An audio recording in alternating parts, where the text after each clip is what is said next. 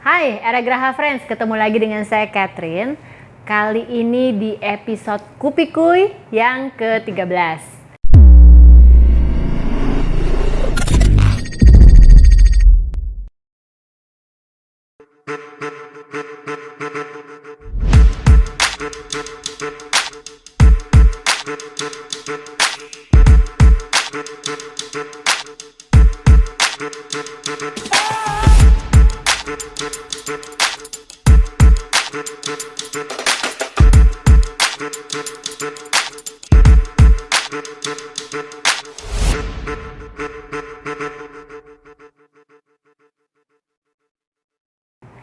Di episode kali ini, aku akan ngobrol dengan seorang mantan pramugari cantik yang saat ini aktif sebagai agen properti di Era Graha. Tak lain dan tak bukan adalah Mbak Fia Hidayat. Selamat pagi. Sedang Mbak Fia, kan kita sering nih kerja di lapangan bareng ya. Terus Mbak Fia tuh banyak sekali deh ngasih insight-insight sama aku. Karena Era Graha Friends, aku ini join tahun 2010. Sementara Mbak Fia join di Era Graha tahun berapa Mbak? Insya Allah 2006. 2006 ya, jadi senior aku kan. Nah, waktu aku sering di lapangan sama Mbak Fia ini sering cerita. Kali ini karena kita ada waktu khusus ya Mbak di Kupikuy, aku akan ngulik lebih dalam tentang background Mbak Fia, seorang mantan pramugari hits di masanya. Banyak fansnya loh ya. Mungkin di sini ada fans-fansnya Ibu Fia. Say hello dulu. Tapi sekarang Mbak Fia udah ada yang punya, jadi jangan ganggu-ganggu ya. Nah, Masa lalu. Mbak, gimana ceritanya tuh dari yang dulunya profesinya sering terbang lah ya, dari satu kota ke kota lain. Terus kok bisa jadi ikut jadi agent properti di Era Graha? Oke. Pertama kali saya ini cerita pertama kali gabung ke Era Graha ya, maksudnya properti ya. Ya, pertama kali gabung lagi itu saya kan setelah tidak terbang lagi, terus punya anak kan. Setelah punya anak umur kira-kira mungkin 4 tahun 5 tahun gitu ya. Ya saya anak paling kecil umur 4 tahun. Sekarang sih enggak, kalau sekarang sih udah gede anaknya. Enggak, maksudnya waktu saat anak itu pertama. Oh, anak pertama umur 4 tahun udah join di Era? Enggak, maksudnya anak pertama udah ngelihat aja gitu. Oh, oke, udah cari tahu ya. Apa namanya properti kayak gimana, tapi belum sampai belum Aktif.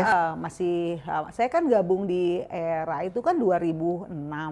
Oke. 2006. Terus anak saya kan lahir 2000 kan, berarti kan masih ada waktu lama lah gitu ya. Terus saya kan sempat tinggal kan di sana ya, di di Freeport kan dulu masih sendirian kan. Ikut suami ya. Jadi pas pada waktu kesini saya tuh ngelihat lagi nganterin anak berenang, ngelihat ada ibu-ibu udah tua gitu ya, tapi dia aktif banget gitu. Saya dengerin dia telepon kayak sama seperti yang sekarang saya ngalamin. Dia telepon kayaknya mau nganter tamu gitu ya. Terus ya saya berusaha ngulik gitu ya, Bu, emang ibu ini apa gitu? Profesinya apa ya? Profesinya apa, kerjaannya kok kayaknya enak banget. Setiap saya nganterin les berenang kan saya ketemu sama dia. Dia bilang, oh iya saya agent properti gitu loh. Oh gitu, ya bla bla nanya. Akhirnya ya sekarang sih saya nggak tahu tuh ibu udah kemana ya, cuman di situ saya ambil gitu loh, saya petik gitu, kok ini ibu udah tua tapi dia atraktif kesana kemari, terus yang satu lagi duitnya banyak gitu loh. Produktif ya. Maksudnya kok ini, nah ya saya kan sebagai saya kan seneng bisnis ya, maksudnya saya seneng usaha gitu loh istilahnya. Ini kayaknya enak banget gitu, sambil ngasuh anak kita bisa bekerja gitu. Akhirnya saya tak cari-cari tahu. Dulu kita masuk ke Era Graha ini ada 4 orang sebenarnya. Tapi yang 1-2 udah keluar, tinggal saya ada 1 Mbak Yanta yang masuk ke Era Graha. Jadi sampai sekarang kita eksis gitu. Oh, jadi barengan tuh ya dari awal ya sama Bu Yanta ya. Ya, seperti itulah gitu. Oke, jadi Mbak Via tuh sebenarnya transisi ya dari seorang pramugari. Dulu kan single ya, single pramugari mau pergi pagi, malam udah siap. Bebas. Ada masa mengasuh anak-anak ya. Terus ada masa lagi ingin kembali aktif bekerja. Dan waktu itu akhirnya memilih Era Graha untuk berkarir sebagai agent properti. Mbak, aku minta tips dong. Aku juga seorang ibu ya. Anak-anakku masih lebih muda daripada anak-anaknya Mbak Via. Kendala di lapangan nih Mbak. Gimana tanggapan keluarga kalau weekend kan kita sering tuh ya dapet respon tiba-tiba gitu, ada klien. Kadang-kadang kita juga lagi makan siang mungkin sama keluarga, tahu-tahu ada yang telepon minta diantar. Betul. Ada tipsnya nggak Mbak? Ya sering banget ya ngalamin hal kayak gitu ya. Karena kan pertama kali kita berkecimpung di properti ini kan setidak-tidaknya kan orang rumah tuh, keluarga tuh tahu gitu job desk-nya kita ngapain. Terus kadang-kadang saya juga suka cerita, misalnya oh saya habis nganter ini, jadi secara nggak langsung orang rumah tuh udah tahu gitu pekerjaan kita. Sering banget sih ngalamin kayak gitu. Misalnya saya lagi liburan nih sama keluarga, kita lagi enak-enak nih makan keluarga, tiba-tiba ditelepon gitu mau minta anterin lihat rumah. Saya sih saya juga milah-milah karena gini, kalau kita kadang kan kalau respon orang pertama kita masih nggak tahu kan karena baru ngelihat itu orang kan, maksudnya baru pengen tahu. Tapi saya juga saya suka prioritasin gitu. Kalau misalnya dia udah ngelihat 2 kali, 3 kali gitu, berarti kan dia memang serius ya. Seperti kayak gitu, saya kadang-kadang di tengah kita lagi makan gitu, kita suka ngomong, nih anak-anak, menurut kamu bagaimana nih? Mama tuh punya case ada tamu mau ngelihat rumah. Dan dia udah 2 atau 3 kali, ini nggak 3 kali mau lihat gitu. Kan kelihatan nih serius ya gitu, kita balikin ke anak-anak gitu. Kira-kira menurut kamu gimana? Terus anak-anak tuh kadang-kadang suka, ya udah mah anterin aja mah. Kita makan hanya sampai misalnya katakan 1 jam 2 jam ini mama nganterin. Atau kadang-kadang mereka suka nganterin kita gitu loh. Jadi sama-sama oke, kita anterin dulu terus baru ini. Jadi kita tenang. Jadi ya alhamdulillah akhirnya impact-nya tuh bagus gitu loh. Jadi saya nggak ninggalin acara, tapi saya maksudnya priority ke pekerjaan saya. Jadi ternyata keluarga mensupport inline ya? Iya, kadang-kadang itu. Kadang-kadang juga misalnya saya nggak bisa, mereka ya udah saya koordinasi sama suami gitu ya, Pak tolong ya kamu jaga anak-anak, kamu di sini aja biar saya pergi dulu, saya nganter, setelah saya nganter saya nanti nyusul lagi ke sini. Jadi kayak gitu sih nggak dijadikan beban ya buat saya. Fleksibel aja ya? Malah kayak gitu-gitu jadi kita bisa tahu ritmenya gitu. Kayak pekerjaan ini kan kita Sabtu Minggu kan kadang-kadang hari keluarga ya. Tapi saya hari Sabtu Minggu justru saya hari bekerja saya gitu, karena kan orang-orang yang mau ngelihat rumah kan hanya bisanya Sabtu Minggu. Ya, kebanyakan Sabtu Minggu ya. Jadi seperti itu saya sudah atur gitu waktu kita gitu. Senang ya Mbak ya, ternyata mudah-mudahan tips-tips yang Mbak Via tadi sharing bisa aku terapkan juga nih ke keluarga aku ya. Mbak Via, waktu kita mengalami pandemi di tahun 2020, 2 tahun ya sampai saat ini sudah berjalan 2 tahun. Kita kan dipaksa dari yang dulu mungkin teknologi paling kita pakai apa sih, WhatsApp atau mungkin udah mulai ke Facebook, ke Instagram ya. Terus tahu-tahu kita dipaksa pakai Zoom meeting. Makin lama makin banyak teknologi yang harus kita gunakan ya. Nah, boleh dibilang Mbak Via seorang ibu yang anak-anaknya udah kuliah, kayak harus dipaksa untuk melek digital. Gimana tuh Mbak prosesnya? Sebenarnya sih saya juga agak ciut juga sih ngelihat iklan-iklan udah pada bagus-bagus sekarang kan. Udah kok iklan rumah bisa seperti ini terus sold, iklan seperti ini sold gitu. Terus ya akhirnya ya belajar. Nah kebetulan banget di kantor kita tuh kan sekarang banyak ini ya workshop ya tentang materi-materi iklan, terus cara branding, cara apa, terus sekarang juga ada nih public speaking gitu kan. Jadi ya alhamdulillah sih kepake juga gitu loh.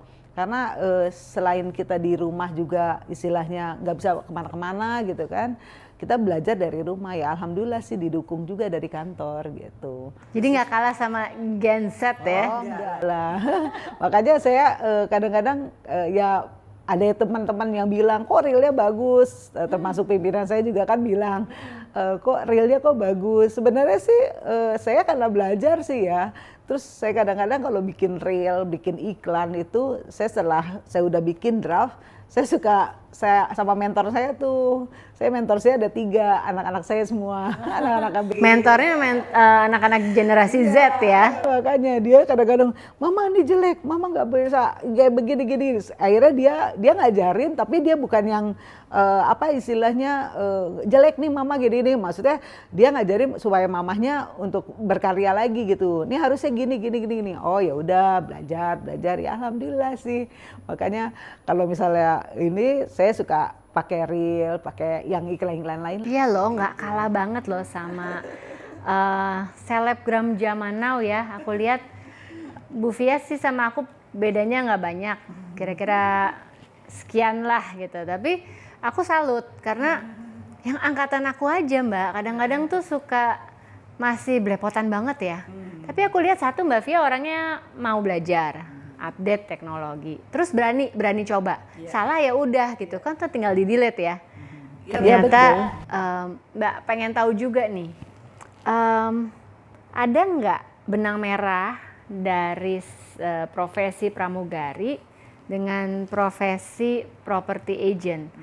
Ada benang merahnya nggak sih? Kalau saya lihat pengalaman saya selama ini ya dengan yang dulu ya sebenarnya sih itu apa ya hampir sama sih ya. Waktu dulu pertama kali nih saya pengen punya cita-cita jadi pramugari dulu banget. Jadi kita ngomongnya ini. Kita flashback dikit ya dari zaman SMA. Pemirsa Era Graha Friends, kalau dilihat nih ya. Halo Mbak Aurel Hermansyah, mungkin Mbak Aurel bisa ini ya. Jangan-jangan ini kakaknya Mbak Aurel yang hilang. Jadi zaman waktu Mbak Fia jadi pramugari itu nggak kalah sama Mbak Aurel waktu masih single ya. Cantiknya sama kan. Nah tadi Mbak Fia cerita bahwa sama ya, mirip-mirip gitu. Mungkin apanya Mbak semangatnya? Tadi Mbak Fia pengen cerita, aku pengen denger nih. Boleh ya Era Graha Friends kita flashback sedikit. Waktu bercita-cita jadi pramugari itu umur berapa Mbak? Saya tuh masuk pramugari tuh begitu lulus SMA ya. SMA saya masuk. Dulu kan orang tua saya juga kan nggak mampu-mampu banget kan. Kita mau kuliah aja susah banget gitu kan. Terus akhirnya dari situ ya saya untuk nggak mau nyusahin bebannya orang tua gitu. Saya pikir udahlah saya mau jadi pramugari aja. Cari kerja yang cepat menghasilkan gitu ya Mbak ya? Memang dari awal sih dari sekolah SMA saya udah punya cita-cita. Jadi saya pengen jadi pramugari. Saya tulis di kaca, saya tulis di buku. Jadi saya fokus gitu ya. Ya udah keluar dari sana saya jadi ngelamar dari pramugari. Terus udah gitu ya diterima kan, alhamdulillah. Itu juga usaha sendiri karena terus terang dari pertama saya gabung itu saya benar-benar orang tua tuh nggak tahu kalau saya ngelamar pramugari karena terus terang kan kalau mau ngelamar tuh kan kita ada istilahnya tes banyak tuh kan tesnya. Nah untuk tes itu kan kita harus tampil cantik ya. Nah dulu tuh pramugari ya kalau itu penampilan penting ya. maksudnya saya kan perlu modal ya, perlu baju, sepatu, lipstik paling enggak gitu. Itu kan dari mana gitu kan. Akhirnya saya ngakal-ngakalin gitu. Maksudnya saya kerja sih yang bisa dapat duit gitu gimana. Akhirnya saya pernah loh ngelamar jadi sales promotion girls gitu kan. Jadi SPG ya kalau dulu ya. Ya saya jualan istilah produk gitu kan. Ya nawar-nawarin produk gitu. Itu waktu saya pertama kali lulus SMA, saya belum ada ijazah. Nah, terus saya gabung, kebetulan kakak ipar saya di situ personalia manajernya. Saya bilang, "Kak, boleh nggak saya gabung? Tapi saya nggak punya ijazah SMA gitu. Boleh nggak gitu? Karena saya pengen nabung," ceritanya. Untung ada network ya Mbak ya. Akhirnya ya udah saya berusaha, meskipun saya lewat kakak saya, tapi saya berusaha untuk kerja yang benar, bukan karena KKN nggak gitu. Jadi saya benar-benar saya ngebuktiin gitu. Kakak saya bilang, "Ih, ini teman-teman di kantor pada salut sama kamu rajin," katanya. "Kamu gini." Terus akhirnya saya diangkat jadi istilahnya pegawai tetap gitu kan. Lalu saya bilang, saya kan nggak punya ijazah kan, saya bilang gitu. Akhirnya nggak apa-apa, nanti sambil nunggu. Tapi alhamdulillah ya puji syukur, begitu saya mau diangkat, pengumuman pramugari itu keluar gitu. Iya, saya bilang, ya udah kata ayah saya, udah kamu ini aja gitu kan. Emang saya mau larinya ke situ kan. Ya udah, saya udah kerja. Nah, benang merahnya dengan bisnis yang properti ini itu hampir sama, karena sama-sama melayani kan. Kita melayani penumpang dan di sini kita melayani jasa servis sama ya. Makanya saya alhamdulillah lagi di properti ini saya tuh bukan hanya saya menjual dengan satu orang istilahnya klien kita gitu. Saya tuh banyak referensi dari mereka gitu. Karena saya ngejualin terus nanti ya adiknya, kakaknya atau siapa ibunya itu referensi gitu loh. Jadi di sini saya tuh pakai bisnis referensi gitu loh. Karena saya memberikan pelayanan yang terbaik, mereka dengan mudah reference ya. Jadi alhamdulillah seperti itu sih jalannya. Wow. Gitu. Tadi Mbak Fia sempat cerita ibaratnya nih keterbatasan modal lah ya. Tapi aku lihat Mbak Fia punya niatnya tuh lebih besar daripada kendala yang ada. Jadi kita tuh nggak usah takut ya. Dengan keterbatasan, asal punya niat, ternyata Mbak Fia bahkan bisa sering naik pesawat terbang ya waktu muda. Dan sekarang kalau aku lihat beberapa kali juga kita traveling bareng ya. Achievement Mbak Fia Hidayat ini nggak main-main ya teman-teman. Dengan era dia bisa jalan-jalan sampai ke Eropa ya Mbak. Jalan gratis ya.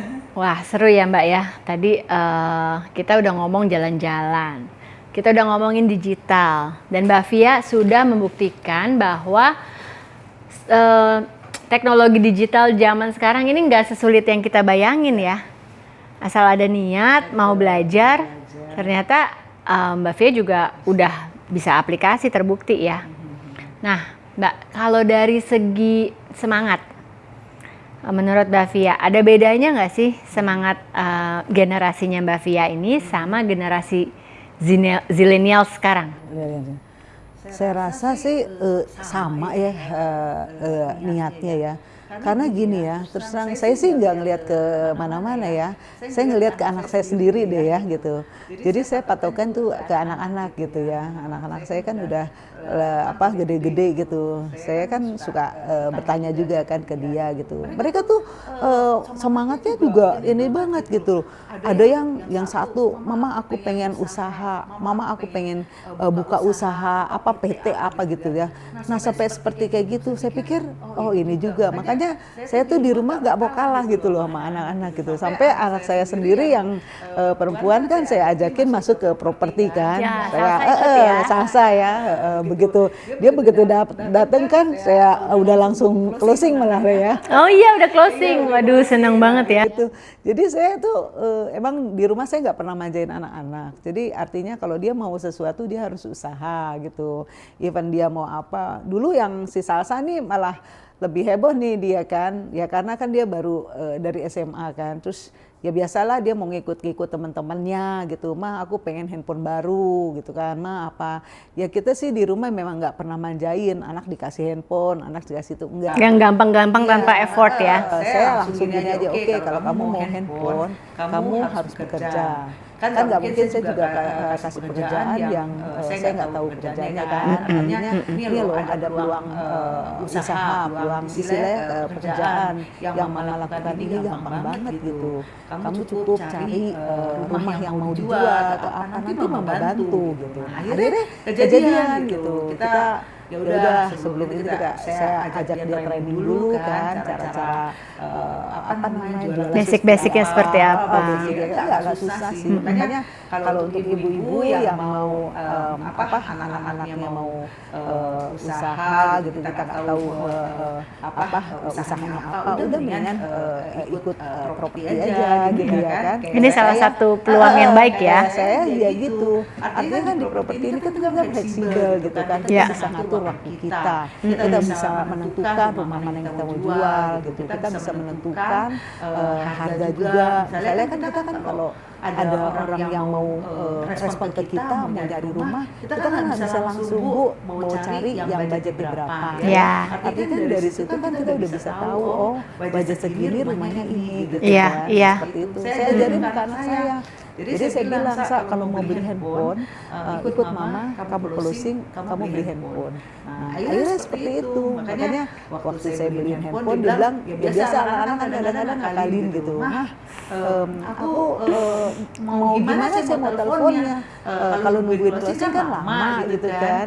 Sedangkan saya kan perlu follow up gitu. Ini dia bisa aja ya. Dia minta teleponnya, maksudnya handphonenya cepet gitu loh. Minta bayar di muka ya. Makanya saya bilang, oke, gini aja ya, mama pinjemin kamu uang. Saya nggak kasih duit, saya bilang Istilahnya pinjam. Pinjemin uang ini, nanti kamu ganti, kamu closing, kamu ganti mama, gitu. Jadi artinya dia juga kan ngerasa, oh saya ada beban nih, gitu kan, pinjam, terus akhirnya ya udah dia beli. Tapi bener sih dia nyari, terus dia apa, saya sih ngeliat gitu, mah ada rumah bagus nih kayak gini-gini, oh ya udah kita masukin gitu kan, kayak iklan, ya udah akhirnya mungkin yang dia listing juga rumahnya juga murah gitu, lagi itu tanah yang Sellable ya. Murah, terus itu kebetulan saya juga ada pembeli kan, ya udah saya ketemukan. Jadi itu murni ya, bukan settingan ya. Bukan, Benar-benar listingnya listing dia Salsa yang anak, cari. saya Mbak Via memang waktu itu punya buyer. betul. Nah seperti itu, akhirnya ya udah. Nah waktu itu lucunya gini, waktu kita closing itu ya, dia tuh Co-broking ibu dan anak. jadi itu lucunya dia lagi ikutin tes, dia kan mau masuk university kan, itu lagi ikut tes. Jadi itu sebenarnya break liburan. Iya, nggak liburan, dia lagi tes gitu, lagi Lagi persiap. ujian masuk ke university kan, karena dia kan baru SMA kan lulus itu.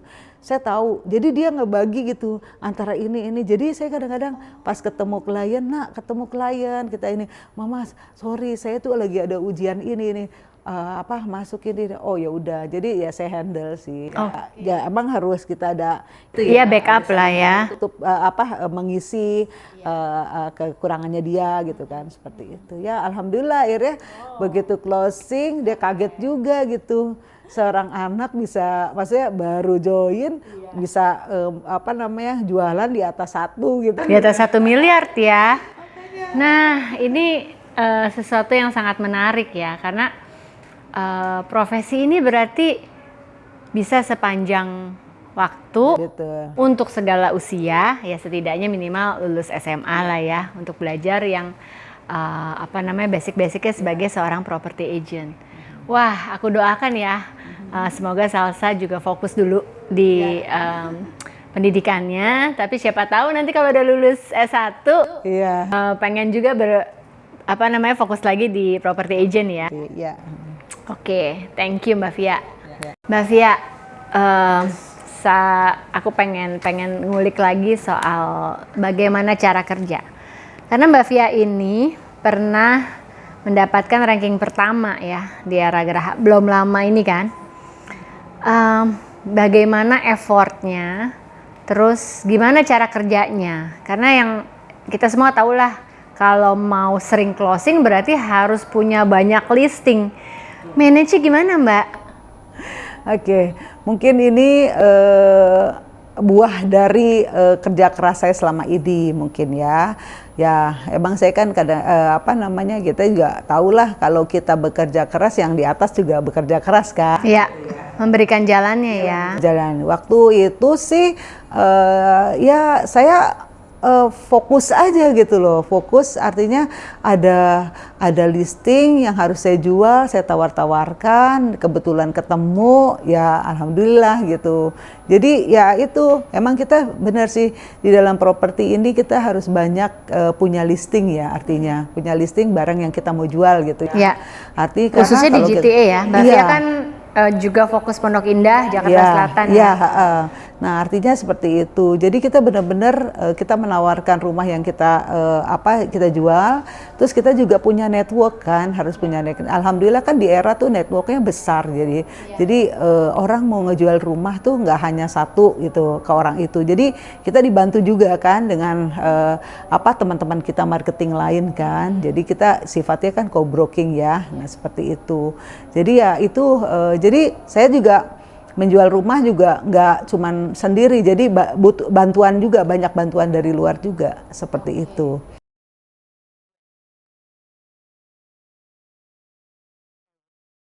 Oh ya, balik lagi ya Mbak Catherine, di dalam kita jualan juga tuh, kita tuh dibantu, disupport sama kantor. Jadi kayak workshop gitu, ilmu-ilmu tentang cara menjual gitu. Terus misalnya ada kesulitan, kita juga teman-teman juga bisa bantu sharing juga gitu. Karena di kantor juga kan kita banyak leadersnya juga kan. Banyak juga, terus sama bos pimpinan kita juga sama gitu. Ya alhamdulillah kita di kantor kita tuh hangat ya hubungan kita ya. Jadi bukan hanya sebagai istilahnya pekerja marketing aja. Jadi kita saling support ya, saling membantu. Jadi kalau ada yang closing juga ya kita selamatin. Kalau ada yang misalnya rumahnya susah dijual, kita bantuin jual, atau ada yang mau diiklanin, kita bantu iklanin. Jadi istilahnya hangat sekali gitu hubungannya. Yes. That's why aku juga betah di Aragraha ya. Tadi Mbak Fia sempat nyebutin ada rumah yang susah dijual. Gimana tuh Mbak cara nyikapinnya? Misalkan ada kendala seperti itu. Oke. Saya pernah ya nggak pernah sih, paling semua juga sama ya, mengalami hal-hal yang sama, punya listing yang harganya mahal, rumahnya jauh, terus rumahnya nggak bagus tapi mintanya harganya tinggi gitu. Tapi saya sih kayak gitu-gitu, saya fleksibel ya. Ada orang yang mau minta jualin ke kita, ya kita kan memang bisnisnya kan melayani, ya kita terima aja dulu gitu kan. Misalnya dia mau harga mahal, ya udah nggak apa-apa, terima aja dulu. Nanti kita coba iklanin, kalau misalnya responnya kurang bagus, misalnya respon lama, kita kan bisa kasih laporan ke dia, nih loh saya udah iklanin tapi nggak ada respon, ini gimana? Sedangkan bapak ibu kan pengennya cepat kejual. Nah biasanya orang yang seperti itu dia fleksibel, ya udah turunin ya Mbak, turunin akhirnya sampai ke titik yang harganya udah bagus gitu. Nah itu ya baru kita jualkan gitu. Dan kalaupun misalnya rumahnya jauh, misalnya di luar kota, saya juga nggak menutup gitu. Dia minta tolong jualin, saya bilang ini rumahnya jauh ya, saya bilang gitu. Paling saya bilang ya udah kita bantu iklanin. Terus nanti kalaupun spanduk kita kirimin ke sana, karena terus terang kan kalau jauh kan kita nggak bisa nganter, dan kita nggak tahu kalau rumah itu dijual atau enggak kalau nggak ada spanduknya kan. Ibu mau nggak? Biasanya sih kalau yang orang butuh pengen jual, dia mau, ya udah saya pasangin spanduk di sana. Jadi ya seperti itu aja. Nggak susah sih menjualkan seperti, karena kita networknya kan udah banyak. Iya. Jadi setiap case itu ada strateginya ya. Ya. Yang penting tadi bina relasi. Mungkin karena Mbak Fia juga orang yang fleksibel, lama-lama si penjual jadi ada bonding. ada trust. Dari situ dia mau mendengarkan saran-saran. Ya, ya alhamdulillah sih selama ini sih nggak ada ini ya. Makanya saya sih kadang-kadang kalau misalnya ada yang klien misalnya ada yang baru kenal saya, terus biasalah Mbak saya maunya mahal, ya udah kita ikutin aja, jangan kita bantah gitu. Jadi kita ikutin, oke, saya ikutin ya Bu, ikutin gitu. Kuncinya bina relasi dulu iya, ya. Nah kita kan kalau namanya orang baru ketemu kan kita harus tahu kan, Iya, cari hatinya selahnya dia, dia ngelihat kita gimana gitu. Jadi seperti itu. Ya selama ini sih seperti itu gitu. Itu tips-tips yang sangat berharga banget ya buat teman-teman yang mungkin dari berbagai macam profesi, mungkin juga pernah imbas dari pandemi ini terjadi pengurangan karyawan, terus lagi mikir-mikir, aduh kerja apa ya? Yuk teman-teman bisa gabung loh sama kita, karena tadi yang di-sharing sama Mbak Via, karena Mbak Via ini juga seorang team leader ya sekarang ya. Udah punya berapa downline Mbak saat ini? Berapa ya? Ada 5 ya. 5 downline ya. Ya. Jadi termasuk anak saya. termasuk anak sendiri ya. Luar biasa banget. Ya saya lagi ini aja bantu-bantu ya. Iya, iya. Jadi nggak usah takut, bisa disupport sama para team leader yang memang punya willingness untuk bantu orang lain berhasil ya. Oke Mbak, dari tadi kita udah cerita yang enak-enak, yang oke, ini segala macam ada solusinya. Pernah nggak sih pengen tahu nih di profesi ini menemukan kendala mungkin yang benar-benar bikin shock itu misalkan ya, ada nggak? Kendala sih banyak ya, makanya di balik ke kita kebahagiaan ini gitu pasti kan ada air mata yang keluar ya. Banyak apa tuh, kita pengen tahu tuh air matanya apa tuh Mbak? Jadi ini yang ini ya kasus yang saya pikir ini besar sih, maksudnya ya kayak saya tuh udah beberapa kali pernah di BAP gitu ya. BAP ya. Singkatan dari berita acara polisi, bukan PHP ya, Era Graha Friends. PHP itu ringan ya, ini pernah di BAP sampai ke bawa ke kantor polisi. Gimana ceritanya tuh Mbak? Gitu, jadi gini ceritanya, saya kan menyewakan rumah ya. Nah, saya tuh pas menyewakan rumah kan kita pakai notarial kan. Ya untungnya saya di sini saya nggak pernah kalau berhubungan dengan properti pasti saya selalu legalitas aman ada ya. yang aman ya. Karena bukan apa-apa di bisnis properti ini tuh kan apa istilahnya orang mau nipu-nipu gitu, mungkin ada orang yang nggak baik itu kan banyak banget ya. Jadi saya sih on the track ikutin rule-nya aja gitu. Dan jadi, nilainya juga besar ya. Meskipun kita hanya sewa, kita selalu pakai notaris gitu, notarial gitu. Nah jadi pada waktu disewain rumah itu udah mau habis kontraknya, ternyata rumahnya itu baru ketahuan bahwa itu dijadikan tindak pidana di rumah itu. Ada sindikat. Perdata ya, istilahnya iya, apa sih perdata bukan pidana pembunuhan ya. Kalau ini perdata, jadi rumah itu dipakai penipuan gitu. Nah, waktu digerebek yang di polis lain itu kan Mbak rumahnya. Betul. Akhirnya saya kaget, kok rumah saya yang saya sewakan di polis lain, saya kan kaget gitu kan. Ya udah saya tanya kiri kanan, ibu tanya aja ke kantor polisi gitu kan. Ya udah saya tanya dong, saya kan polos di situ. Pak, kok kenapa rumah yang saya ke polisinya? Pak, kok kenapa rumah yang saya sewakan ini kok ada polis lain gitu. Ya kalau polisi kan selalu, oh ini jangan-jangan ini karena pemiliknya kan nggak ada. Tiba-tiba saya mau pemiliknya nggak gitu ada di Jakarta. Iya. Nah terus akhirnya ya udah ibu saya BAP ya. Saya bilang BAP itu apa? Orang saya mau ngelaporin kok saya dibalik laporin gitu. Jadi ibu jangan-jangan ibu sindikat gitu loh.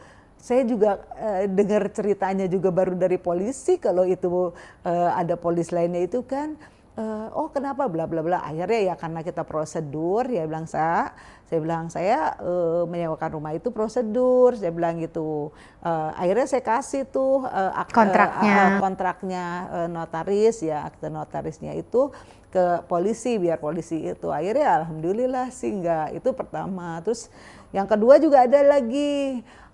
Saya juga sempat diinin juga gitu kan, ternyata mau beli apartemen, ternyata apartemennya itu si suaminya itu nggak ada izin dari istrinya gitu. Dia udah bercerai tapi dia nggak ngaku bercerai. Nah itulah di sini ya, di properti ini kita duka-dukanya ya. Dituntut untuk kalau yang mau jual gitu ya, untuk benar-benar apa istilahnya terus terang. Kalau memang dia udah bercerai kan, dia terus atau kawin lagi. Karena di sini kita tuh berhubungan dengan legalitas gitu. Jadi nggak main-main. Makanya kenapa kita kalau misalnya kita mau menjualkan rumah dibutuhkan untuk berkasnya, misalnya data-data fotokopi sertifikat, terus ya PBB, status suami itu istri ya. Seperti itu karena kita pada waktu di notaris gitu ketahuan gitu loh, oh ini ternyata rumah ini atas nama siapa gitu kan, jangan dia menjualkan. Nah seperti itu. Tapi kan kadang-kadang nggak semua penjual mereka tuh nggak mau terus terang di awal ya. Harusnya terus terang aja, apalagi kita kan udah istilahnya ada brandnya ya. Era tuh kan nggak macam-macam ya, maksudnya propertinya itu kan kita benar-benar emang kita menjualkan gitu. Betul. Kecuali mungkin kalau dia kasih orang di agent yang nggak ada statusnya itu ya, itu patut curiga. Tapi kalau untuk sama Era atau properti lain yang punya brand tuh ya kita nggak istilahnya nggak macam-macam gitu. Iya betul Mbak. Oke, nah dari sekian yang duka-dukanya tadi, pernah nggak ada titik yang nyerah aja deh, gue capek nih misalkan, pernah nggak kayak gitu Mbak? Oh pernah, itu pasti semua ngalamin ya, pasti semua ngalamin. Apalagi kalau kita misalnya ada masa-masa apa istilahnya bosen ya. Nah itu pernah banget gitu. Makanya di sini bosen belum closing gitu ya. Benar, bosen belum closing. Ini kenapa gitu? Sebenarnya kuncinya kalau saya ambil dari saya 16 tahun saya bekerja di sini ya. Artinya musuhnya hanya diri kita sendiri kok itu. Jadi yang malas, yang apa itu sebenarnya diri sendiri. Dan alhamdulillah lagi kalau kita lagi malas di kantor kan punya workshop banyak tuh ya. Malah sekarang lebih enak kan, kalau dulu kan kita ke kantor ikut ya kan. Sekarang lewat online Zoom. Artinya kita mau sambil tiduran, kita sambil belajar ya kan, sambil makan kita dengerin Zoom, teman-teman kita punya case tuh apa. Itu kadang-kadang bisa memacu kita juga gitu loh. Jadi kita bisa oh iya. Nah itu makanya di bisnis properti ini ya kita tuh emang harus banyak-banyak kita belajar, bergaul, terus kita ke kantor gitu. Di kantor karena beda gitu loh. Kalau kita nggak ke kantor, kita di rumah aja. Itu tuh apa istilahnya girohnya, apa istilahnya suasananya ya, ruhnya tuh nggak dapet gitu. Makanya saya kadang-kadang saya nggak punya kerjaan. Di rumah ngapain? Saya ke kantor gitu. Ntar begitu di kantor, ada temen yang mau jualin ini harganya murah loh. Ini udah, terus secara nggak langsung tangan kita tuh udah ngubungin si klien kan. Pak nih ada ini harga murah nih gini-gini. Makanya artinya enak banget gitu kerja di properti. Saya tuh udah istilahnya udah mendarah daging buat saya ya artinya. Jadi gampang banget cari duitnya gitu loh. Iya sih, tapi sempat nggak sih tergoda sama pekerjaan lain gitu? Ya untuk sekarang sih alhamdulillah udah nggak gitu loh. Ya mungkin kalau yang lain-lain sih apa sih gitu, yang lain saya pikir aduh gampang di properti kok gitu. Kita misalnya kita udah bisa nebak nyatu, gitu. Ya. Karena kalau udah makin lama di properti kita udah bisa tahu gitu. Oh ada rumah budget segini, kita tawarin yang ini. Budget rumah ini kita tawarin ini, kita udah mengklasifikasikan database kita gitu kan. Seperti iya, itu penting banget ya. Jangan kerja jangan ngacak-ngacak juga ya, akhirnya bener. Capek kan. Capek orang mau beli harga istilahnya 1M ditawarinnya 10M itu kan capek tuh. Iya, nggak nyambung ya. Mbak Via, dari tadi kita ngobrol-ngobrol, boleh dirangkum nggak benefitnya jadi property agent apa? Oke, benefitnya banyak ya, yang saya dapatkan ya artinya. Tadinya yang saya dari zero ya istilahnya bisa penghasilannya lebih dari itu ya kan. Yang pertama, terus yang kedua, saya tuh ya alhamdulillah ya bisa membantu anak-anak sekolah juga. Ya memang sih tidak diwajibkan perempuan juga kan seperti itu ya, maksudnya artinya ya kita membantu boleh dong gitu. Nah kebebasan finansial itu saya bisa dapat gitu, artinya saya bisa jalan-jalan dengan uang sendiri. Punya dana revolusi ya. Iya. Jadi ya seperti itu, jadi artinya alhamdulillah gitu semuanya tuh bisa didapatkan gitu dari properti ini gitu. Memang sih ada banyak suka dan duka, pasti itu semua ada. Tapi itu saya jadikan tantangan saya untuk maju. Karena untuk maju kita nggak bisa loh tiduran dapat duit kan nggak bisa ya. Artinya kita harus ngejar itu kan. Tapi karena saya pakai hati, karena saya pakai hati, dan saya tuh banyak teman juga itu, jadi itu yang membuat saya lebih berani dan lebih fokus lagi, dan yang pasti saya tuh seneng gitu. Jadi saya tuh ngakalin kalau lagi saya bosen, saya kan punya di era tuh kan punya teman-teman juga ya. Kita kadang-kadang yuk kita kemana traveling, yuk ke sini. Terus abis traveling ya kita jualan lagi. Semangat gitu. lagi ya. Semangat lagi. Jadi itu yang saya dapat gitu ya. Mantap jiwa ya. Mantap. Buat Era Graha Friends yang kepengen kayak Mbak Via, caranya gimana Mbak? Bisa info nggak? Promosinya seperti apa nih? Oke. Jadi buat teman-teman yang mau jadi agent properti, saya sama seperti saya gitu. Yang pasti harus punya tekad dulu, punya niat ya. Kalau kita nggak punya niat, nggak punya tekad, mendingan tidur aja gitu ya kan. Tapi kalau mau jadi properti, kayak saya di kantor kita di Era Graha tuh banyak sekali gitu tim leader kita. Sebutin dong Mbak Instagramnya Mbak Aurel, Mbak Via. Saya tuh punya Instagram viahidayat.property itu aja. Terus kalau nomor telepon ya di sini. Oke, jadi bisa langsung DM Ibu Via atau nge-WhatsApp Ibu Via untuk join di tim Ibu Via di Era Graha.